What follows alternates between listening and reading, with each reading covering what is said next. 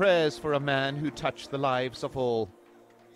But in the void left by Nelson Mandela's death, an awareness of challenges to come. The growing gap between rich and poor is the most brutal reminder that Mandela's promise of a better life is still to be realized. I think the challenge we have doesn't necessarily need Mandela. It needs us as South Africans to face the reality that if we don't do something very radical, the young people are going to revolt. Because if they remain poor and a few become richer, then the young people will revolt.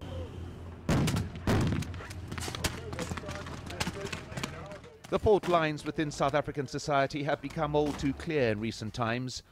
It was a labour dispute that resulted in the killing of more than 30 people at the Marikana mine last year. But many argue that the root cause of such violence is an African National Congress government that has lost touch with those who put it in power.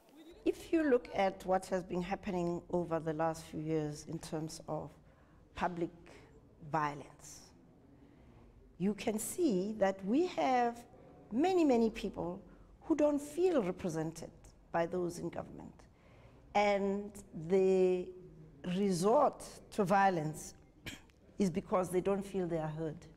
And there's mounting criticism of the African National Congress, even from those who spent a lifetime in its ranks. A particular point of anger, what is seen as the government's tendency to blame the past for its inability to deal with the problems of the present. We are accountable. And while we can say there are still legacy issues left of apartheid, we cannot, in a sense, bring out the ghost of apartheid as the reason why we have problems today. Today's problems are our doing and requires a political solution and a new way of thinking of solutions. The death of Nelson Mandela signals the end of an era, one dominated by a group of political titans, bound both by friendship and the desire to create a better life for all.